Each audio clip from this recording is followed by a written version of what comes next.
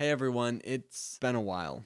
First off, I just kind of want to say I missed you guys, and my absence has been for good reason. And I really, truly, this year spent away from the podcast has been one of the most important years in my development, and I have become a better person because of it. And this podcast is becoming better because of it. If you can't tell, I'm in a freaking studio now, which is crazy. And we have lights and the camera's better and everything's better because I've had this time to reflect. So thanks for being patient. Yeah, let's get into it. The reason that I've taken this year off, I kind of mentioned it earlier, was to kind of reflect on some stuff. But also, I've been at college this whole year figuring out who it is that I am, how to conquer college, and how it is that I'm going to be an adult.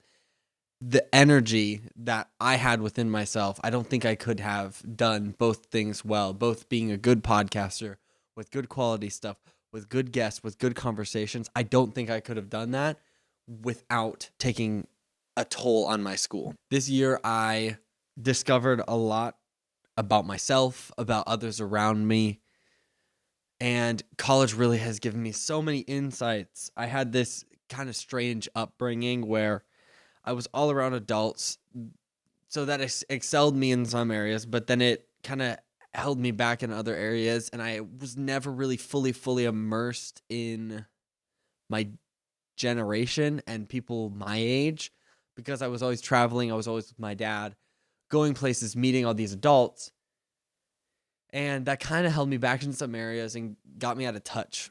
And now, having been around my generation for an entire year, I have a deep understanding for the things that if you are in my generation and you're my age, I know now because I studied you. Like that sounds creepy and weird, but it's true. I studied and I studied what you are struggling with, what you're mad about, what brings you joy, what you wish you had, what you have already. I really used it as like kind of research in a way to understand the people and the world around me more. And this year has been full of just so much learning. I spent a lot of time seeing how people live. Having a roommate was really insightful to see how the average person lives their life. Because I grew up in a weird house where it's not weird, it's amazing.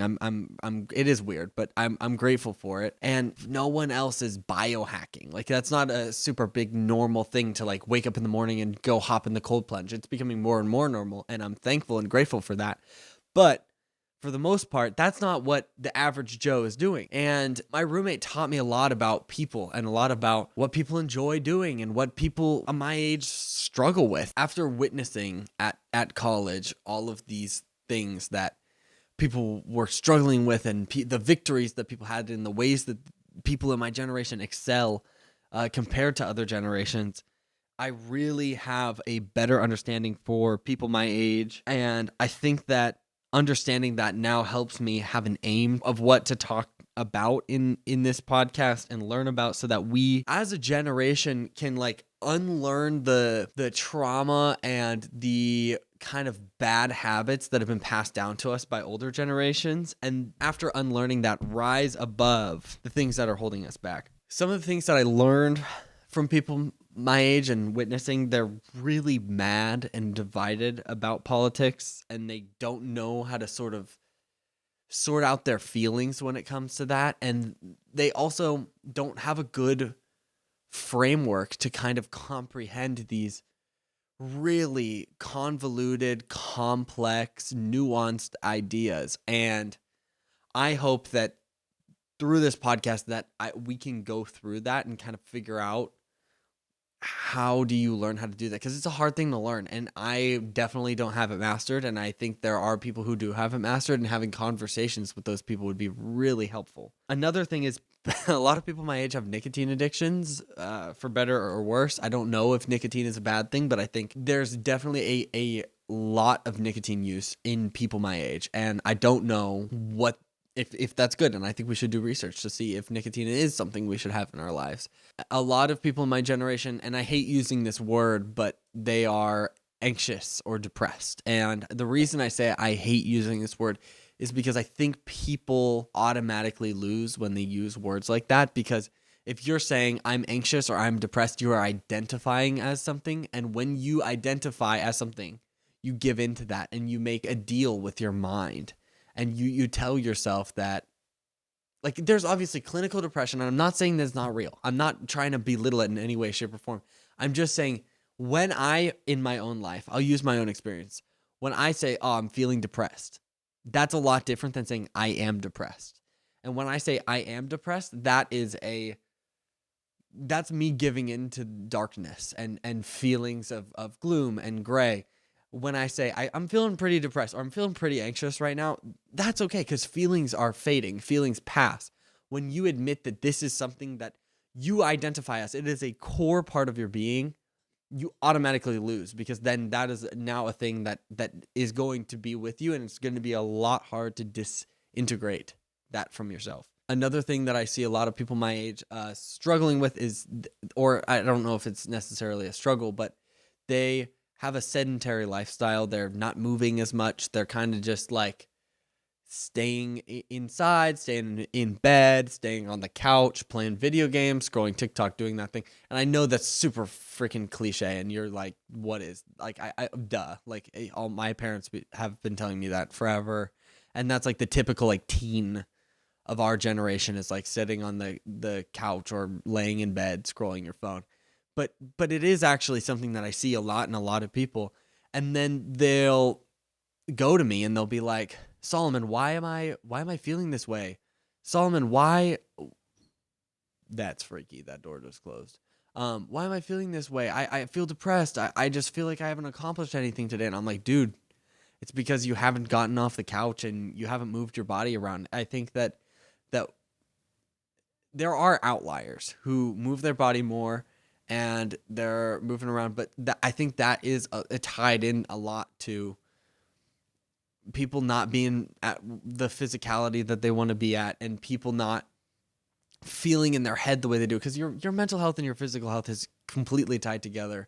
And if you are not moving around and doing something physically that's going to make you feel accomplished physically and mentally, then, I mean, why, you're not going to feel proud of yourself. You're not going to feel like I'm doing something good. So I think that is definitely another thing that I noticed. There's some people, this is less common. There was a lack of real life skills. They didn't know how to clean, didn't know how to like make their bed. I think that's just honestly that's pretty much the parents' fault. Like, your parents didn't train you. And that wasn't everyone. Most people knew what the heck to do. And then this kind of ties into the next point, which is a good thing. I should have prefaced this. I did all of the not so good things first, and now I'm going into the things that people in my generation, I found that they really excel at. Tying into that the lack of real life skills is also this ability to really problem solve well and to find the right answers well, and find what is true. Because people in our generation, we are always questioning everything, because we grew up with things like these deep fakes and AI stuff now.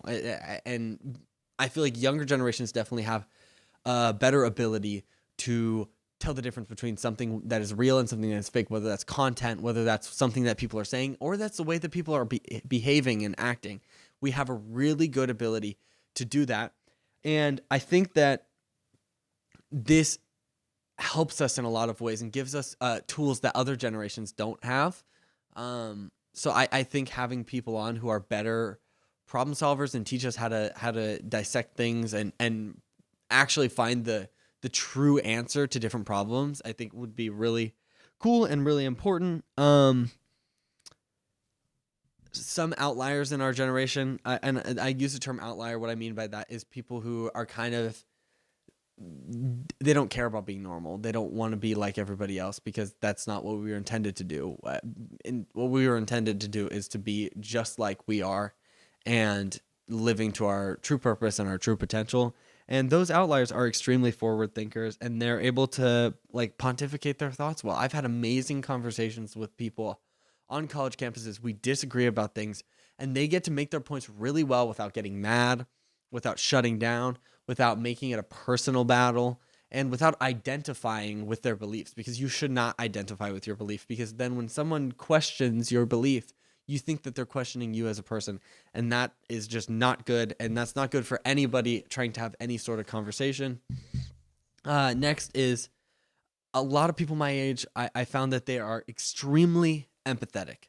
We are so empathetic. We feel so much for other people, and that is amazing because that makes us look at injustices that are happening in the world, and it fires us up and it makes us want to inspire change in the world. And I think that that is something that is like deeply integrated within us. And I think that that raw power and potential of our empathy honed and aimed towards the right goals is really going to change the world. And I think if we can all agree on what those things are, and we figure out why it is that we need to agree on that, I think that that can be really a big world changer and a big game changer for this generation. Because my goal for this podcast, among many things, is to really unite this generation. I don't want this to be a place anymore where people are divided. Things are partisan issues. Democrats are mad at Republicans. Republicans are mad at Democrats. I want it to go back and also forward to a place where people can agree on stuff. Stuff is, we can look past partisan issues. We can be bipartisan. I don't look at anyone who's Democrat or Republican and think they are away from me or outside of from me and in a place in a different camp. I don't think that is a way that we should think. And I think if we can truly unify this generation, we can change the world. And I think if we can really grow in our ability to make peace and partner with people that are different than us, true diversity, not diversity in sex, not diversity in race, not diversity in wherever we grew up or financial status or anything, but truly just see people as people. I mean, for example, when I'll go meet people that are celebrities with my dad and we're traveling and I meet random people, when I know who they are and I treat them like they're a celebrity, they automatically like kind of like I put them on a pedestal so they act like they're on a pedestal, and I'll see these people and I'll be like, "Oh my gosh, I'm a huge fan. Like, it's a pleasure to meet you, blah blah blah." That's not how you talk to any random guy on the street. And when you do that, they're going to behave in a way that's like, "I'm not a person anymore. I'm this statue, I'm this figure that you look up to. So I need to act and perform." Versus when you go up to someone, and this is something that I would do, is I would go up to these people and I would be like, "Hey, what's your name?" I had no idea who they were. Meanwhile, it's like the pitcher for the Dodgers, or it's just like a big podcaster, but I have no idea who you are. And I go up to you and I'm like, "Hey, how are you? What's your name?" And that automatically, they don't take that as an offense. They take that as, "Oh, this is a human to human conversation, not a celebrity to fan conversation." And I think if that's a small example of someone who has more status than me, and if we can bridge the gap between status and gender and race and all of these things that divide us and separate us from each other, and we can just kind of look at people and be like, "You're human. You take it the same way that everyone else does. You put your pants on the same way every single day." Another thing that my generation does really well is they are able to tell, I kind of touched on this already, but they're able to tell who is genuine and who isn't in like a second. They're able to look at someone and see the way that they talk, the way that they act, the way that they're behaving in like their physical manner. They're able to tell if you're genuine or not. And that's also really good because then you can see through the kind of facade of people playing games and trying to manipulate people, and they question a lot of things. And I think that that's also really important. And I think that these are raw. These are raw, unused potential that our generation has. And I think that if we can be guided by people who have mastered that, we will truly be able to change the world and to really use our skills that we were given. And I think that that's really important. Lastly, I kind of just want to touch on things that I went through. This is a shorter episode and other episodes are going to be longer, but I do want to do a lot more solo episodes of you kind of having the opportunity to get to know me. And I want to have a more personal relationship with listeners. I want to get to know you. I want to answer your questions. I want to have, I mean, I'd be down to even have people on the that listen to the podcast on the podcast and get to talk with them and have segments where we talk to each other, because I'm doing this for you listening to this right now. And if I can change your life by 1%, you use one thing that I say, one thing, you get one thing from this entire podcast, not just this episode, but everything. That means I changed your life by 1%. And that 1% exponentially grows every single day. And that is a massive, massive, massive change. And that's my goal. That's why I'm here. I'm here for you. So any way that you want to let me know that like, you helped me in this way, this was really helpful, that really adds wood to my fire and grows my passion, and it makes me, it's also validating. It feels like I did something right. I did something good. So if you want to leave a comment, do it. If you don't, also, that's fine. The last thing that I want to talk about is I went through a lot of things. I went through anxiety. I went through depression. I went through homesickness, not homelessness. I went through homesickness. I struggled to find a job. I shared a room with someone, and I dealt with the problems that go along with that. I balanced classes with a social life, with a job, with finals, and coming back this year has made me a better person and taught me so much. And I kind of want to definitely along anxiety and along depression, dive into those issues, because those are things that I have gone through. Like I went through there during the start of the winter semester, the second semester.